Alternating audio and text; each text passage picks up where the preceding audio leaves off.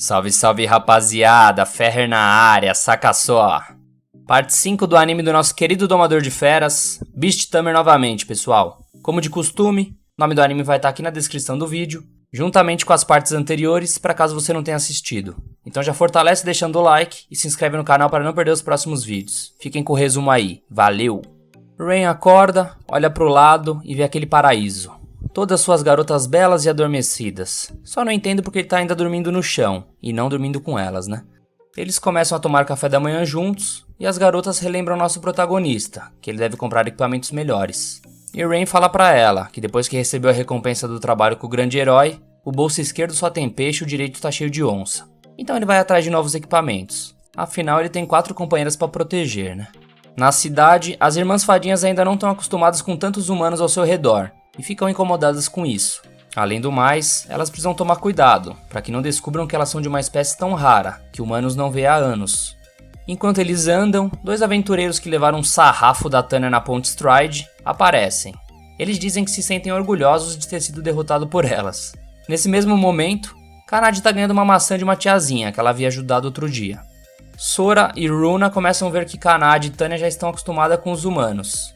Nisso chega algumas crianças para falar com o nosso grupo, e esse pirralho logo solta que o Rain arrumou logo mais 2 esposas pro seu harém. As duas ficam envergonhadas, e a garotinha até fala que elas parecem fadas de tão fofas. Runa se empolga com o elogio das crianças, e quando estava prestes a usar uma magia, que ia acabar escapando as asas dela, Rain e Sora já tiram ela de lá, e ela toma uma bronca. Afinal, seria um problema se a cidade descobrisse que elas são. Nosso grupo chega até a loja de armas, que dizem ser a melhor da cidade. E quando entram, se deparam com um anão, que é o dono da loja. Rain diz estar interessado por armas e armaduras, mas o anão é bem mal-humorado e fala, se virar aí, escolhe o que você quiser. Runa encontra um chicote e diz que como o Rain é um domador, seria perfeito para ele, e começa a ter algumas fantasias apimentadas. As 2 fadinhas ficam malucas imaginando ele de chicote, algema, corda de alpinista. Mas Rain prefere armas menores e de saque rápido. Então encontra uma adaga, mas repara que há algo de diferente nela. Enquanto ele olha aquela adaga, chega um aventureiro na loja, dizendo ao anão ferreiro que deseja a melhor arma que ele tem, e já tá com uma sacola de dinheiro na mesa. O anão entrega uma espada ao rapaz, e o garoto faz um teste rápido com ela, e diz que vai comprá-la. Ele deixa o dinheiro com o anão e sai vazado. Observando isso, Rain chega no anão e pergunta se aquela era realmente a melhor arma que ele tinha. O anão dá uma encarada e pergunta o que ele queria dizer com isso. Nosso proto então explica que apesar de ser uma boa peça, faltava algo para combate naquela arma. E não apenas faltava algo naquela espada, mas sim em todas as armas da loja. O anão ferreiro dá uma gargalhada e elogia o olho do nosso protagonista, e que na verdade, as melhores armas produzidas por ele estavam escondidas, atrás de um pano. Rain, vendo isso, questiona o motivo dele tratar os clientes daquela forma, meio que se como estivesse enganando eles. E o anão responde que ele faz um teste com o cliente, pois hoje em dia, todo mundo só dá o dinheiro para ele e pede uma arma boa, meio que cagando e andando para quem a produz, e tratando a arma como se fosse descartável. Para um ferreiro, cada espada produzida é como um filho, então não é egoísmo da parte dele agir dessa forma. O ferreiro ainda pergunta ao nosso protagonista como ele percebeu a diferença, já que as espadas amostras eram boas o suficiente para ninguém suspeitar. E Rain responde que deve ser porque ele é um domador de feras, afinal, quando ele doma um animal, ele tem que observar cada detalhe, então meio que ele adquiriu um hábito de observar tudo ao seu redor. O velhote acabou gostando do nosso protagonista e falou que ele é um tipo de pessoa que faria uma arma personalizada. O único problema é que ele está sem material na loja. Nosso grupo retorna até a guilda de aventureiros e notam que lá está mais lotado que o normal. E quando perguntam a Natalie o motivo, ela diz que pelo fato do grande herói estar na cidade, recrutando um novo membro, meio que os aventureiros querem mostrar serviço, então todos estão animados. Natalie pergunta quem são as 2 novatas no grupo de Rain, se são suas amigas. E a Runa, sapequinha como sempre, diz que o relacionamento deles é muito mais profundo e mais íntimo que uma simples amizade, deixando Natalie assustada e Rain todo sem jeito. Nosso proto entrega o papel com o pedido oficial do anão ferreiro, solicitando uma investigação na mina de mitril. Para fazer a arma especial do Rain, eles terão que colher um minério chamado mitril. Porém, recentemente, o anão não conseguiu encontrar nenhum pedaço na mina. E por ser estranho ter sumido de repente, nosso grupo quer investigar lá, ver se algo aconteceu. Então Rain e as meninas haviam pedido ao ferreiro para que eles fossem pessoalmente dar uma olhada. O ferreiro não tinha como recusar, né? Eles então se apresentaram. O nome do anão é Gantz Stoloff. O anão perguntou qual seria o preço deles estarem investigando a mina pra ele. Rain, meio bobo como sempre, só pediu pra ele fazer uma arma pra ele. Até Gantz ficou surpreso. E quando Rain disse que queria mais a arma dele do que dinheiro, o tiozinho ficou todo felizinho. Ei, anãozinho. Rain e as garotas vão em direção à mina, mas o forte das fadas não é resistência física, então o caminho tá sendo um pouco exaustivo pra elas. Além do mais, o dia tá mais quente que o normal. Eis que nosso protagonista se lembra que tem um lago ali perto, e eles vão até lá. Kanade, apesar de ser uma gatinha, ela gosta de água, e tem a brilhante ideia de tomar um belo banho. As outras garotas gostaram da ideia também, e perguntam a Rain se elas poderiam se banhar. Obviamente que ele deixou, e ele falou que vai meio que ficar ali pra trás pra tá vigiando as coisas.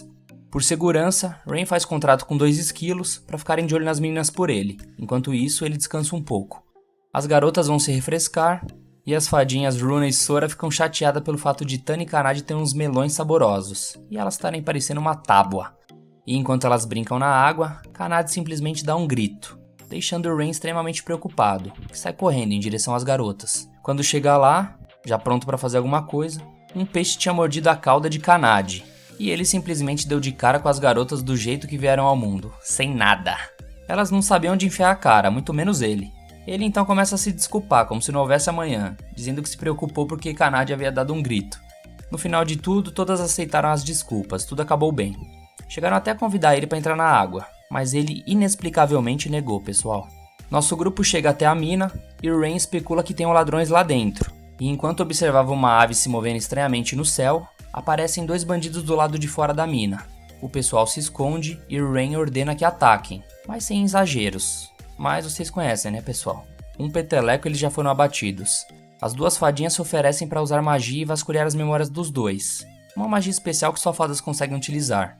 E quando elas começam a usar a pesquisa de memória, conseguem ver alguns ladrões roubando os mitrios na parte de dentro da mina.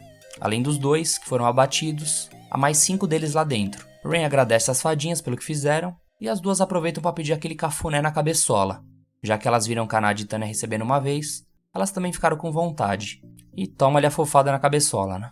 Antes deles entrarem na mina, Rain comenta sobre os movimentos estranhos que tinha notado na ave que estava voando no céu, e diz que provavelmente há um domador de fera entre os inimigos.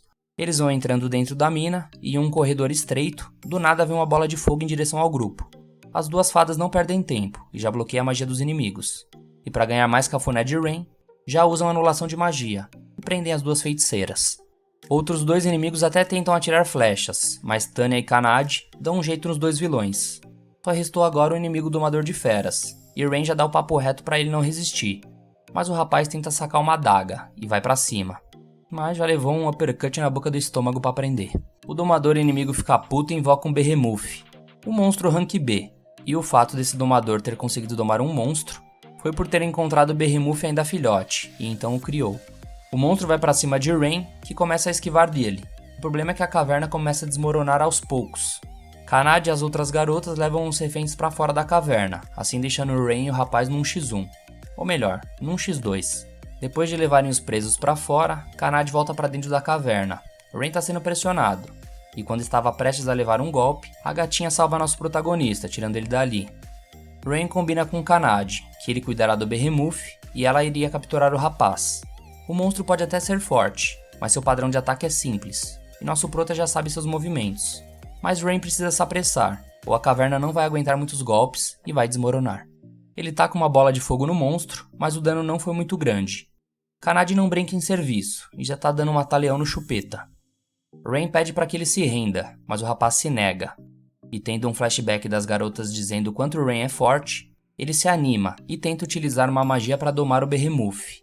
E acaba dando certo. Ele basicamente sobrescreveu o controle do monstro, o que normalmente é impossível para um domador normal. Mas nosso protagonista é muito overpower, e ele consegue o impossível.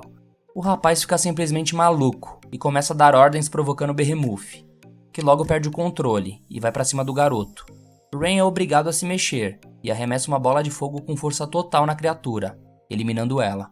A real é que todos os ladrões tinham algo em comum: compraram armas do anão ferreiro. E quando souberam que eram armas medíocres, eles decidiram se vingar, roubando o mitril para que o ferreiro não pudesse mais fazer armas. Nosso grupo retorna até a loja de Gantz, e ao ouvir a verdade, ele se arrepende de não ter feito todas as armas usando corpo e alma, e ele reconhece a desonestidade com seus clientes. Rain dá um sermão nele, Afinal, todo mundo erra. E agora que percebeu o erro, pode começar a colocar seu coração em suas armas novamente. Gantz absorve as palavras de Rain e a partir de agora vai ser mais honesto e sincero com seus clientes. E para começar isso, ele fará a arma de Rain. Nosso protagonista pede a ele uma adaga e uma manopla, e pede que ele inclua algo, uma ideia que ele teve. Ele fala no ouvido do ferreiro, deixando as garotas, e eu também curioso para saber o que é. Enquanto isso, em um outro lugar, o grande herói está fazendo recrutamento para um novo membro do grupo, mas acaba reprovando todos os domadores que encontra, e questiona que como só pode domar um animal de cada vez, é um inútil. E perguntou também pro tiozinho do bigode se ele poderia domar uma espécie suprema, que responde a Arius que ninguém conseguiria domar uma espécie suprema, é absolutamente impossível. E óbvio que ele dá um pé na bunda do tio do Bigas, né? Diz que ele não se encaixa nos requisitos mínimos. E quando o grande herói pede pra curandeira chamar o próximo candidato, não havia mais nenhum, todos reprovados. Ele basicamente está tentando encontrar alguém com a força de Rain, mas nenhum é competente o bastante.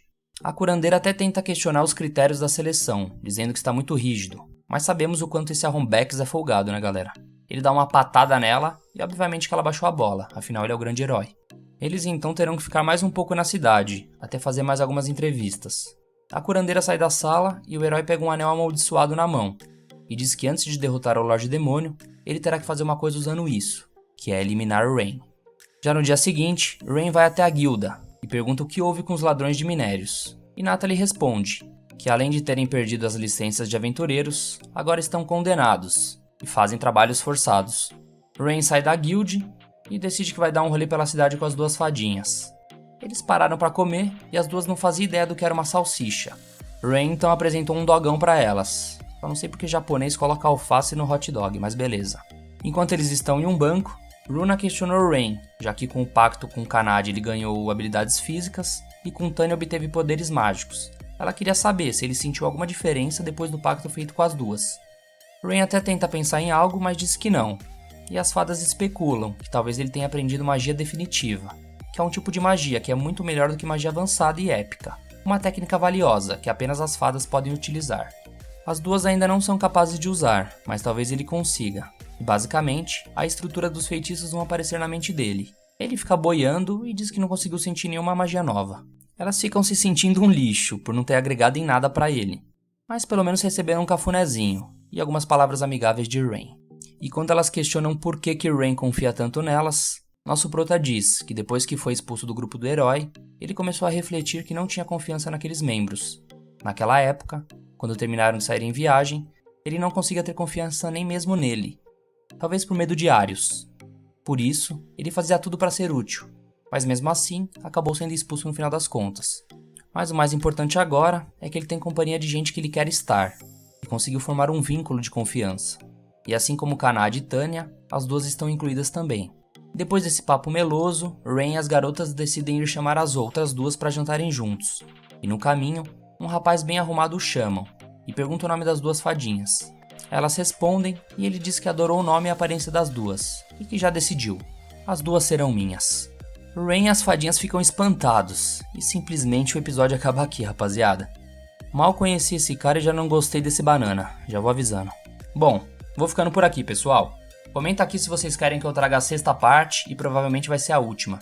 Porque eu não tenho certeza, mas só falta 2 ou 3 episódios para acabar a temporada. Enfim, se gostou do vídeo, deixa aquele like maroto e se inscreve no canal para não perder os próximos vídeos. Eles me ajudam demais. Fiquem com Deus, rapaziada. Um abraço a todos e valeu!